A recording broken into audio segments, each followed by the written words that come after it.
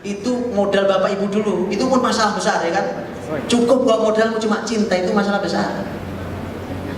Ya, baik, kembali. Jadi itu Pak. Jadi biasakan dialog harian satu. Yang kedua, saya minta secara spesial para ayah. Para ayah harus punya kedekatan fisik, hati, komunikasi dengan anak-anaknya. Khusus para ayah. Kenapa khusus para ayah? Ya pertama, kalau para ibu sudah biasa. Para ibu hari-hari bersama putra-putrinya, kedekatannya istimewa. Kalimat-kalimatnya setiap hari mengalir nasihat-nasihat yang mulia.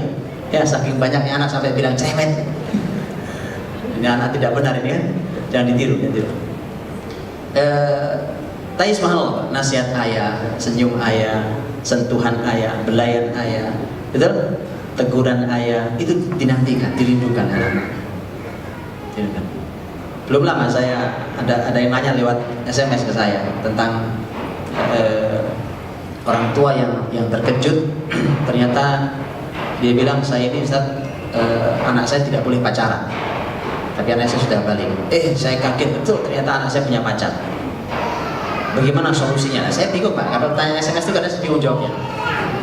Karena kan masalah ini mesti ada latar belakangnya. Nah, bagaimana cara saya menjawab itu bingung, harus menganalisa. Namanya orang panas, badan panas ya, itu mesti ada, iya kan? Iya. Ini ada masalah nih, di mana apa menyebabkan dia panas, macam-macam gitu. Nah, saya tebak aja. Karena saya kenal dengan istri sang ibu itu.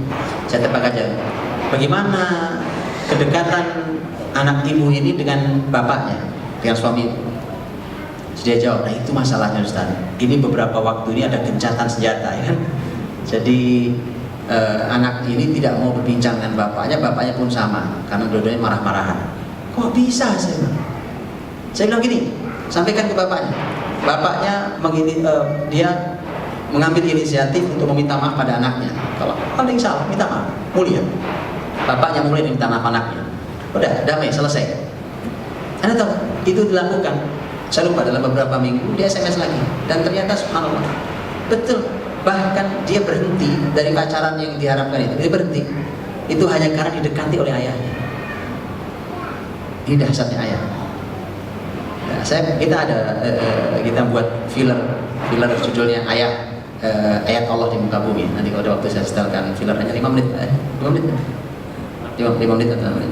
Kita buatkan filler tentang ayat Allah di muka bumi. Itu ada tulisannya disingkat di parentingnakoya.com, bisa dibaca. Ayat Allah di muka bumi. Ini juga ada bisa. Itu poin 2. Poin 3 ini yang harusnya dipelajari oleh para ayah. Sebenarnya ini salah satu pembahasan tadi yang tadi judulnya Pak? Jangan panik menghadapi anak balik gitu ya. Itu salah satu pembahasan di situ. Pembahasannya tentang disebut dalam Quran namanya tentang usia rusyda. Usia rusyda itu dalam surat An-Nisa ayat 5 dan 6. Rusyda.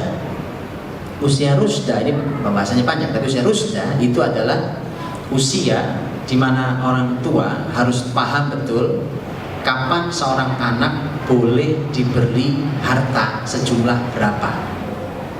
Itu kita nggak tahu. Anak ini handphone harta bukan? Ini mobil saya, ini harta. Baik, Anda kasih ke anak-anak, apa alasannya? Oh bisa komunikasi Pak, kita penting untuk tahu dia di mana untuk itu. Pernahkah Anda bertanya Quran bicaranya kayak apa Pak? Kapan saya boleh memberikan ini? Subhanallah. Anak kita beri kendaraan, anak kita beri ini, kita beri laptop kita ini, kita beri. Bahkan anak kita belikan sepatu, anak kita belikan ini. Masya Allah. Quran punya panduan, hadis Nabi lebih mendetailkan lagi.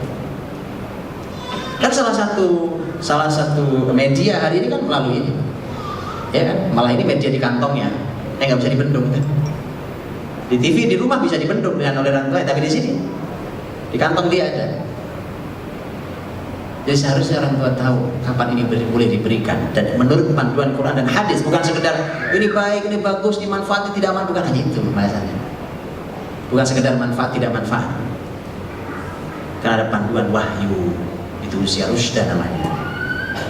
Ya? Tentu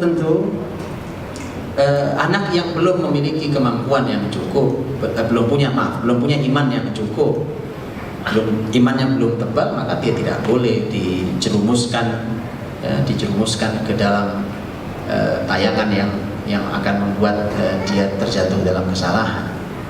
Maka dari itu Anda juga harus membatasi. Bahkan sebenarnya nanti ada pembahasan tentang usia sebenarnya usia steril sebenarnya. Usia di bawah 5 tahun sebenarnya. Itu berdasarkan keberadaan Nabi Shallallahu Alaihi Wasallam di Halimatus Sa'di. Itu adalah pembahasan di sini. Saya kira itu, mudah-mudahan ada yang bisa mulai dipelajari, diambil ya.